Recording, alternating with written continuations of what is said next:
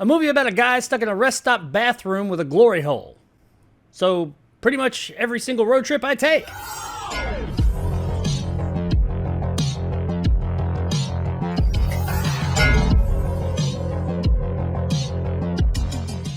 Glorious is brought to us by director Rebecca McKendry and stars Ryan Kwanten, J.K. Simmons, and Sylvia Grace Krim. After a breakup, Wes ends up in a remote rest stop. He finds himself locked inside a bathroom with a mysterious figure speaking from an adjacent stall. Soon, Wes realizes he is involved in a situation more terrible than he could imagine. So Glorious is a new Shudder original flick that is about a guy stuck in a rest stop bathroom with a glory hole. Okay, so there is a little bit more to it than that, but that is essentially the setup. The vast majority of this movie takes place inside this bathroom. We have Wes, played by Ryan Kwanten, who's on a trip and stops at this rest stop. Wes has clearly just gone through a really bad breakup, and he's not in the best of places. After going on a depressed drinking binge the night before, he ends up in this rest stop bathroom, with no pants on by the way, puking his brains out in a stall. But he's not alone. He hears the sultry voice from the stall next to him from none other than Joe Jonah Jameson himself, J.K. Simmons. Oh yeah, and there's a glory hole in the stall wall as well. Now I don't want to ruin exactly what's going on here, but let's just say that Simmons is not exactly what he first appears to be. This movie gets weird. There is something that Simmons' character wants from Wes, and we find out what that is as the story goes on. We get a little bit of body horror, we get a little bit of straight up horror, and we also get some cosmic horror. We actually get quite a bit of cosmic horror. H.P. Lovecraft fans, you're gonna find something here you like. That's not to say that this is an H.P. Lovecraft story, but it does have a lot of roots within Lovecraft's work. Now what really worked for me with this movie was its setting. This is a single setting movie for the most part. And I do love me one of them single setting movies, especially when it comes to the genre. We leave the bathroom a couple of times here or there, but for about 80% of this movie, you're in this nasty ass rest stop bathroom. And even though we are in this pretty confined setting, the story still works here. I was very invested in the story the entire time, which by the way isn't very long. This movie only clocks in at about an hour and 20 minutes. The movie never losing my interest, and being in such a confined space does kind of show how interesting the story is. The story gives out just enough information as it goes on to keep you interested every step of the way. It's not like the deepest story in the world, but what it has is really intriguing, and the end does have some twists and turns that you don't really see coming. The movie also has quite the dark sense of humor. It's not like laugh out loud funny, but it never quite takes itself too seriously. There were some genuine funny moments in this flick mixed in with all the horror. And that brings us to the horror, more specifically the gore, which while there isn't a ton of it, when it does show up, well, let's just say they make it rain. Quite literally in one part. The practical effects in this movie, most of which look great. There's not a ton of them, but what's here is really quality. Now, on the flip side of that, the few CGI effects we get aren't quite up to the same quality. While some of them, such as a moving picture thing that we get while a character is describing a story, look pretty good, some of the other ones, kind of like this barrier type thing that's going on outside, aren't so hot. And by aren't so hot, I mean they kind of suck. They don't take up a tremendous amount of screen time in the movie, so I'm not gonna knock it that much, but they are there and they really do stand out. Performance-wise, everybody here is doing a fairly solid job. Kwanten as our lead is pretty good, and the few minor side characters we get, while they're not the greatest, they're good enough. Now, J.K. Simmons, on the other hand, per usual, does a fantastic job, and his inclusion within the cast here does elevate everybody else a bit. If you take him out of it, everybody else here doesn't look quite as favorable, but either way, everybody did a fairly solid job. Not great, but fine, except for Simmons, he's always great. Guys, overall, I had a really good time with Glorious. Probably not the first time that those words have come out of my mouth. Well, its digital effects are a bit shoddy, and some of the performances aren't necessarily the best. There's some really good practical gore effects, J.K. Simmons knocks it out of the park, and the story, which is most important, is really entertaining with some very interesting twists. Is it the next great horror movie? No, but it is definitely worth checking out on streaming.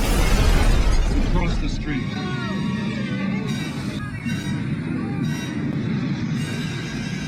If you're a fan of horror, especially cosmic horror, then check out Glorious one night, and I think you'll have a glorious time. Yeah, I did that. So there it is, guys, my review of Glorious. If you enjoyed and want more content like this, hit that subscribe button and help my little channel grow. If you want to help out the channel, check out my Patreon in the description below and become a jarhead and get some of the awesome benefits that go along with that, like these guys. And possibly check out my top tier and become a bad motherfucker like my man Silverlock and Marge G. If you liked what I had to say, give me a like. If not, let me know in the comments below why. And as always, stay sexy, Arkham.